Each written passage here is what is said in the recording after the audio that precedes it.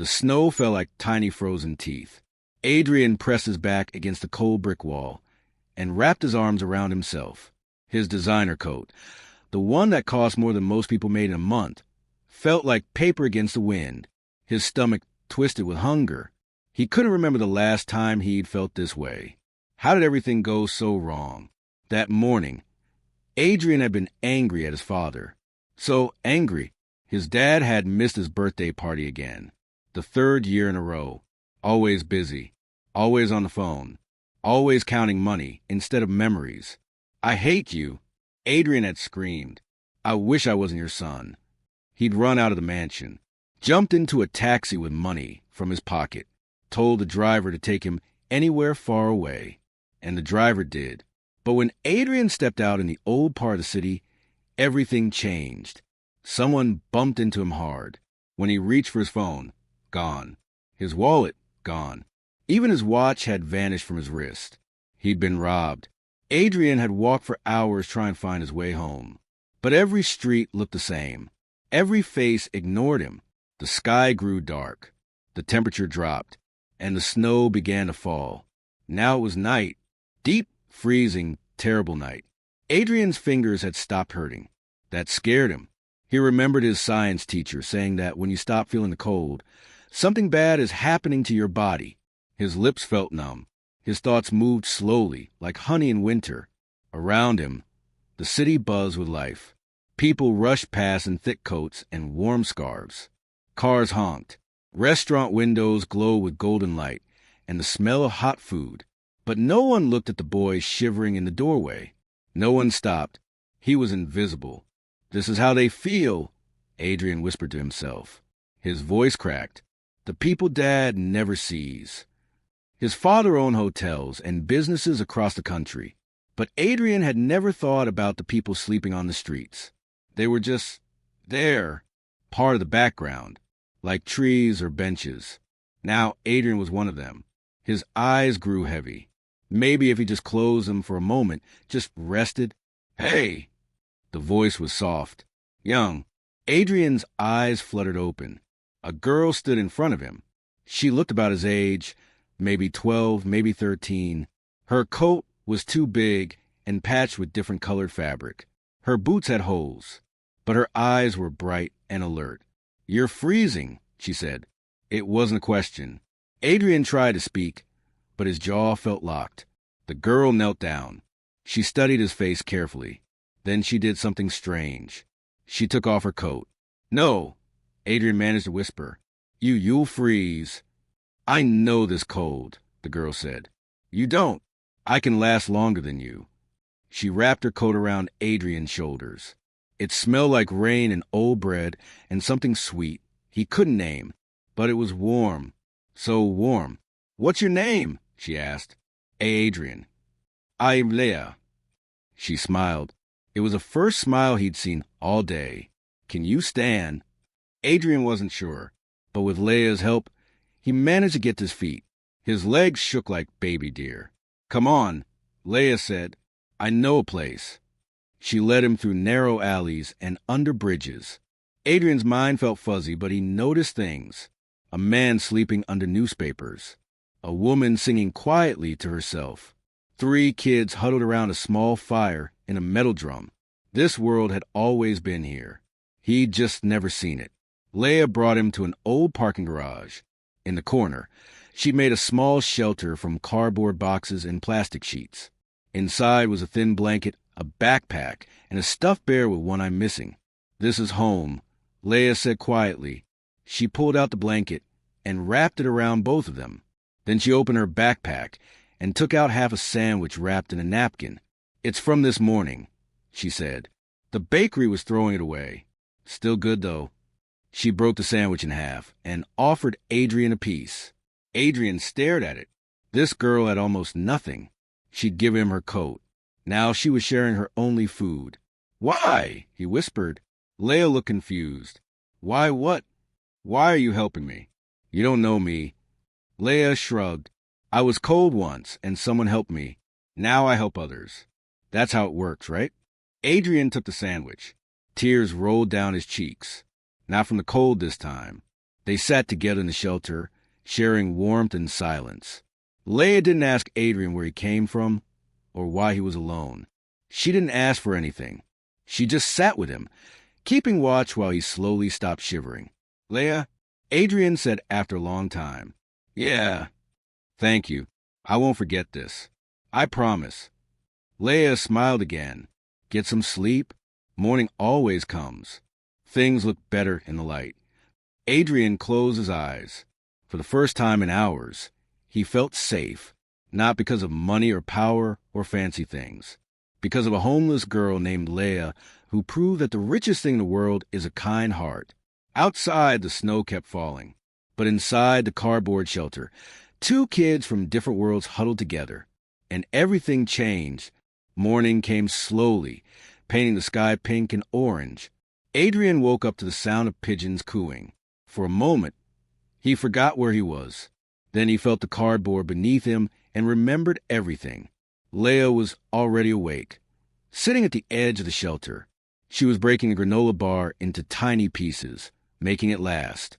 "Morning," she said cheerfully. "Sleep okay?" Adrian nodded. His body ached everywhere, but he was alive. Because of her.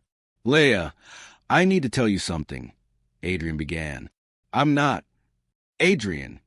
The shout echoed through the parking garage like thunder. A man in a black suit came running toward them. Behind him were three more men, all wearing earpieces and serious faces. And behind them, running faster than all of them, was Adrian's father. "Adrian!" his father shouted again. His voice cracked with emotion. His expensive suit was wrinkled. His hair was messy. His eyes were red, like he'd been crying. Adrian had never seen his father cry. "Dad," Adrian whispered. His father crashed to his knees and pulled Adrian into a hug so tight it hurt. Oh, God, I thought I'd lost you." I thought he couldn't finish. He just held his son and shook. Leia quickly stood up and stepped back. She looked ready to run. "Wait." Adrian pulled away from his father. "Don't go. Please." Leia froze. She looked at the men in suits, at the fancy car parked outside, at Adrian's father who was wearing a watch that probably cost more than a house. "You're rich," she said quietly. It wasn't a question. It was understanding. "His father is Marcus Wellesley," one of the bodyguards said. "The billionaire." Leia's eyes went wide. Everyone knew that name. Wellesley Hotels, Wellesley Technology, Wellesley Foundation. The man owned half the city. "You saved my son's life," Marcus Wellesley said, looking at Leia for the first time. His voice shook. "The police said the temperature dropped to dangerous levels last night. If he'd stayed on that street..." He couldn't finish that sentence either. Leia shifted uncomfortably. Anyone would have helped." "No," Adrian said firmly. "No, they wouldn't. I was out there for hours. Dad, hundreds of people walked past me. No one stopped. No one looked. But Leia did. She gave me her coat, her food, her home." His voice grew stronger. "She saved me when she had every reason not to." Marcus looked at the cardboard shelter, at the thin blanket, at the patch coat Leia was now wearing again. Something in his face changed. His expression cracked, like ice breaking. "What's your name, child?" he asked gently. "Leia. Just Leia." "Where are your parents?" Leia looked at her feet. "Gone. Been on my own for 2 years. Since I was 10. 10 years old. Living alone on the streets." The words hit Marcus like a punch. "Sir, we should get Adrian to a hospital," one of the bodyguards said. "Get him checked out." Yes, of course." Marcus stood up, still holding Adrian's hand like he might disappear. "Come with us, Leia. Please." "I don't think." "Please," Adrian said. "You saved my life. Let's at least give you breakfast. A real breakfast." Leia hesitated. She looked at her little shelter, her stuffed bear, her whole world packed into one backpack. Then she looked at Adrian's hopeful face. "Okay," she said softly. "Just breakfast." The restaurant was the fanciest place Leia had ever seen. Crystal chandeliers hung from the ceiling. The plates were actual gold.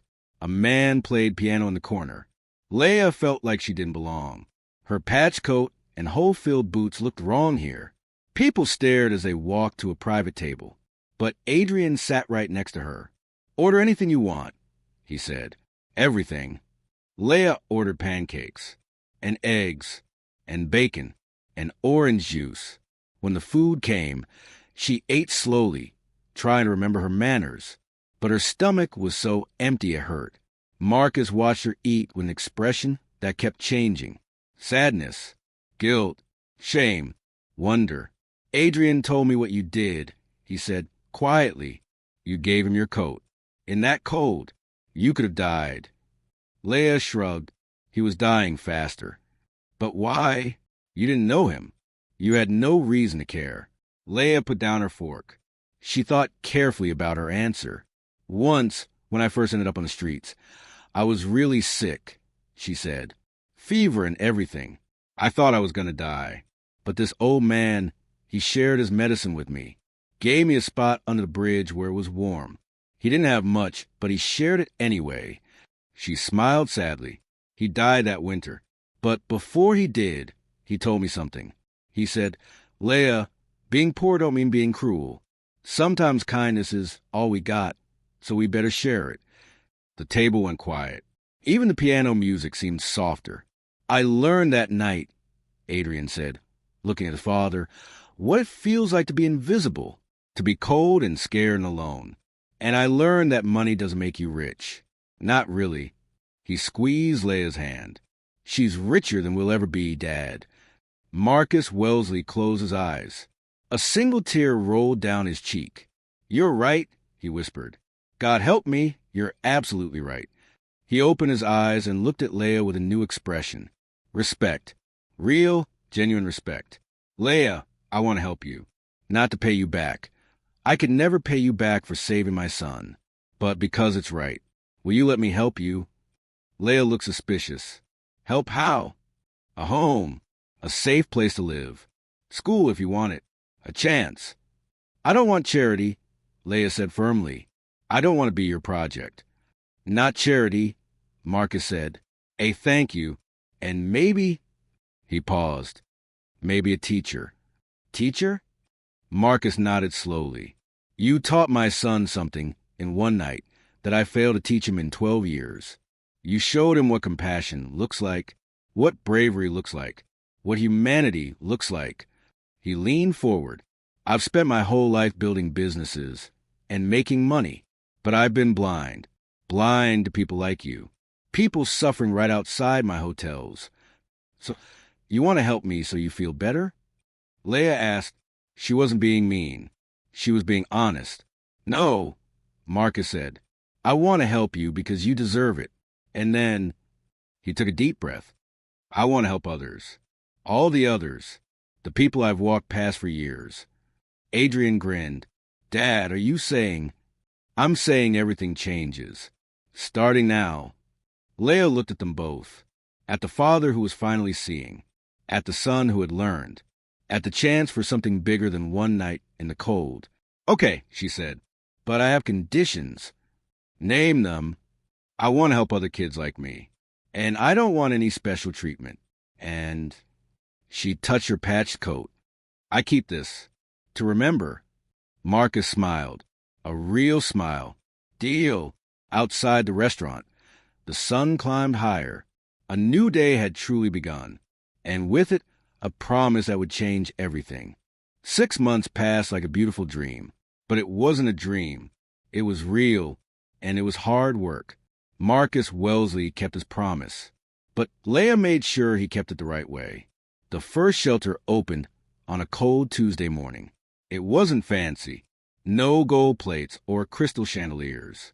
Just warm beds, hot meals, and people who cared. They called it Leia's Light. Leia had argued against using her name. "It's not about me," she'd said. But Marcus insisted. "It's about what you represent. Hope, kindness, seconde chance." The shelter could hold 50 people every night. Within a week, it was full. Within a month, they were planning a second location. Adrian spent his afternoons there after school. Not because he had to, because he wanted to. He served food. He listened to stories. He learned names. One day, an old man named Robert told him, "You got good eyes, kid. Kind eyes. That's rare in rich folks." Adrian smiled. "I learned from the best." Leah lived in a small apartment now, not a mansion. She'd refused anything fancy. "I just need safe and warm," she'd said. "That's enough." But her apartment had something special. A wall covered in photographs. Pictures of people from the shelter. Smiling faces. People who'd found jobs. Kids who'd gone back to school. Families reunited. Every picture told a story of hope. Marcus's business partners thought he'd gone crazy. "You're spending millions on homeless shelters?" they asked. "What's the profit?" Marcus would smile and say, "The profit is measured in lives changed, in kids who don't freeze, in parents who find work. That's worth more than money." Some partners left, but others stayed, and new ones joined, people who believed in the mission. The shelters grew. 1 became 5. 5 became 12. Each one was warm. Each one was safe. Each one had Leia's philosophy written on the wall. Kindness is free. Share it anyway. But Leia stayed humble. She refused interviews. When reporters came, she'd say, "Tell their stories, not mine," and point to the people in the shelter. One evening, Marcus found her sitting in the park. The same park where Adrian had almost frozen, where everything changed. "Thank you," Marcus said, sitting beside her on the bench. "For what?" Leia asked. "For being patient with me. For teaching an old fool how to see." Leia smiled. "You're not old, and you're not a fool. You just forgot for a while. People do that." Marcus looked at the park. "I've decided something. I'm putting a lantern here, right on this spot. It'll stay lit every night, forever." "Why?" "To remember. To remind people that warmth travels from heart to heart. That one act of kindness can change the world." The lantern was installed 3 weeks later. Beautiful and bright. People started calling it the kindness light. Late at night, homeless folks would gather near it, sharing its warmth and its message. Adrian changed too. He was still rich, still had nice clothes and a big house. But now he understood something important. "Money is just a tool," he told his father one day. "It's what you do with it that matters." He started a program at his school. Every week, students would volunteer at the shelters. At first, only 3 kids joined. By the end of the year, there were 50. One girl said, "I used to walk past homeless people and look away. Now I see them, really see them, and it changed me." That's what Leia wanted. Not fame, not glory, just change. Real, honest change. 1 year after that freezing night, they held a celebration at the main shelter. Over 200 people came. People who'd been helped. Volunteers. Donors. Friends. Marcus gave a speech. "A year ago, I was blind. I had eyes but couldn't see. I had wealth but didn't understand richness. Then my son almost died, and a homeless girl saved it with nothing but kindness." His voice shook. "She didn't just save Adrian. She saved me, too." Everyone clapped. But Leia wasn't there for the applause. She was in the kitchen, helping serve cake to the kids. Adrian found her there. "You're missing the party." "This is my party," Leia said, watching a little girl eat cake with frosting all over her face. Seeing them smile. That's everything. Adrian hugged her. "You're my hero, you know that?" "And you're mine," Leia said. "You didn't have to change. But you did. That takes real courage." The celebration went late into the night. People shared stories, sang songs, laughed and cried and hoped together. When everyone left, Marcus, Adrian, and Leia walked to park, to the lantern. It glowed bright against the darkness. "Do you think it matters?" Marcus asked quietly. "What we're doing, is it enough?" Leia thought about it. "My old friend used to say, you can't save everyone, but everyone you save is the whole world to them." She smiled. "We're saving worlds, Mr. Wellesley, one heart at a time." Adrian looked at the lantern. "I'll never forget that night. How scared I was. How cold. How invisible." "Good." Leia said, "Don't forget. Let it make you better." It already has. They stood together in comfortable silence. Three people from different worlds, united by one freezing night and one impossible choice. The lantern flickered, but never dimmed. Years would pass. The shelters would grow. Adrian would take over his father's business one day and run it with kindness. Marcus would spend his later years telling Leia's story, inspiring others to give. And Leia, she'd stay humble, stay quiet, stay exactly who she'd always been, a girl who understood that the richest thing in the world wasn't money. It was love. It was warmth. It was the choice to see someone suffering and refuse to look away. The city would remember her, not as a celebrity, not as a hero in the flashy sense, but as a reminder, a living, breathing reminder that one person can change everything, that kindness costs nothing and means everything, that the best things in life aren't bought in stores, they're built in hearts. And every night, the lantern would glow in that park, a beacon, a promise, a light that said, someone sees you, someone cares, you are not invisible. That was Leia's gift to the world, and the world was forever better for it. If this story touched your heart, like this video to spread the message of kindness. Share it with someone who needs to hear it today. And subscribe so you never miss stories that remind us what it means to be truly human. Because in a world that can be cold, we all need to be the warmth. We all need to be the light. Thank you for watching. Now go out there and be someone's Leia.